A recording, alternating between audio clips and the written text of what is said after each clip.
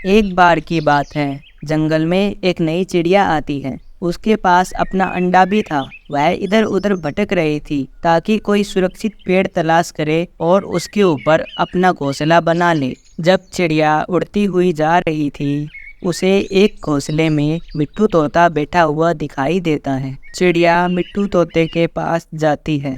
मिट्ठू भैया, मैं इस जंगल में नई आई हूँ और मुझे अपने बच्चे के लिए घोंसला बनाना है। क्या आप मेरी मदद करेंगे? क्यों नहीं, आप मेरे इसी पेड़ पर अपना घोंसला बना सकती हैं और आप यहाँ रह सकती हैं। तोते भैया, मेरे अंडे से मेरा बच्चा निकलने ही वाला है। मैं अपना घोंसला नदी के पास बनाऊंगी ताकि मुझे पानी पीने और दाना ढूंढने में ज़्यादा दूर ना जाना पड़े, क्योंकि मैं अपने बच्चे को अकेला छोड़कर दूर पानी पीने नहीं जा सकती। अच्छा चिड़िया, तो फिर मैं क्या मदद कर सकता हूँ तुम्हारी? जब तक मैं अपना घोंसला नहीं बना लेती, आप मेरा यह अंडा अपने घोंसले में रख ले और इसका थोड़ा ख्याल रखें। मैं जल्द ही वापस आकर अपना अंडा ले जाऊंगी। मिट्ठू तोता चिड़िया की बात मान लेता है और चिड़िया का अंडा अपने घोंसले में रख लेता है और चिड़िया अपना घोंसला बनाने नदी के पास चली जाती है। चिड़िया ने अपना घोंसला बनाने के लिए तिनके जमा करने अभी शुरू ही किए थे कि वहाँ कालू कौवा आता है।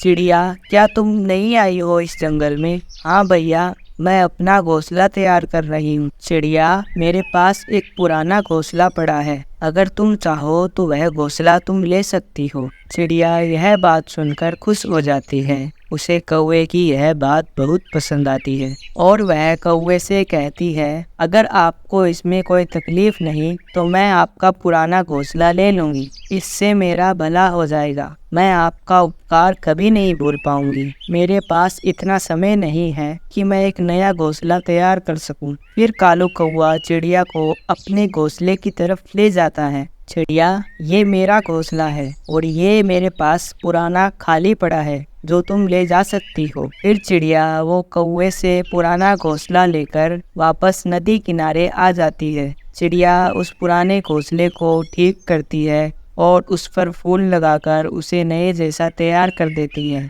मेरा घोंसला तैयार हो चुका है, अब मुझे मेरा अंडा ले आना चाहिए। फिर चिड़िया जल्दी से उड़कर मिट्ठू तोते के पास जाती है। मिट्ठू भैया, मैंने अपना घोंसला तैयार कर लिया है, आप मुझे मेरा अंडा वापस दे दे। चिड़िया, तुमने तो बहुत जल्दी अपना घोंसला तैयार कर लिया। मैं अपना घोंसला तैयार करने ही वाली थी कि वहाँ पर एक कौवा आ जाता है। उसने मुझे अपना पुराना घोंसला दे दिया। मैंने उससे पुराना घोंसला लेकर उस घोंसले की मरम्मत कर दी है। चिड़िया, क्या कालू कौवा नाम था उस कौवे का? हाँ मिट्ठू भैया, उसका नाम कालू ही था। वो तो बहुत दुष्ट कौवा है, मुझे विश्वास नहीं हो रहा उसने तुम्हारी मदद कैसे कर दी। नहीं नहीं मिट्ठू भैया, वो तो बहुत अच्छा कौवा है। फिर चिड़िया मिट्ठू से अपना अंडा लेकर वापस नदी किनारे आ जाती है और अपना अंडा अपने घोंसले में रखकर सुख का सांस लेती है। आज मैं बहुत खुश हूँ, अब मैं और मेरा अंडा दोनों यहाँ पर सुरक्षित रहेंगे। ऐसे ही 2-3 दिन गुजर जाते हैं। चिड़िया अपने अंडे के पास ही रहती थी।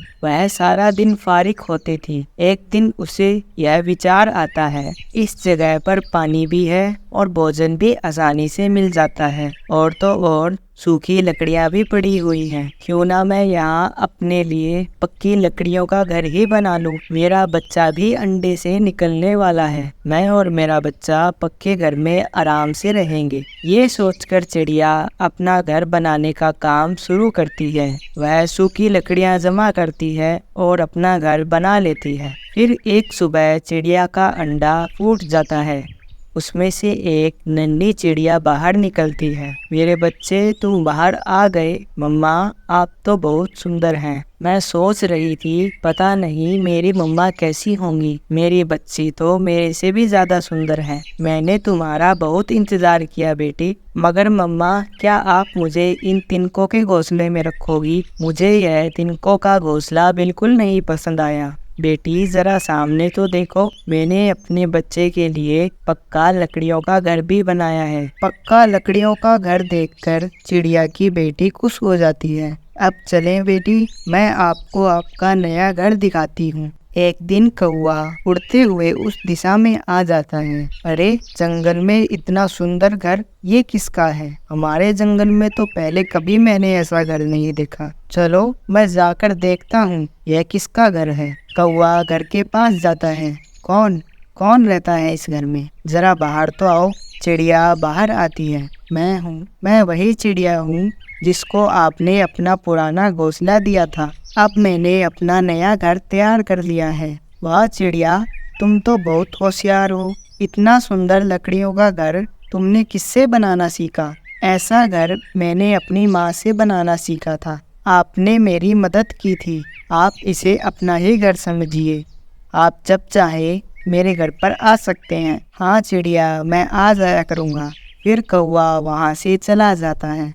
एक दिन जंगल में बहुत तेज तूफान आता है।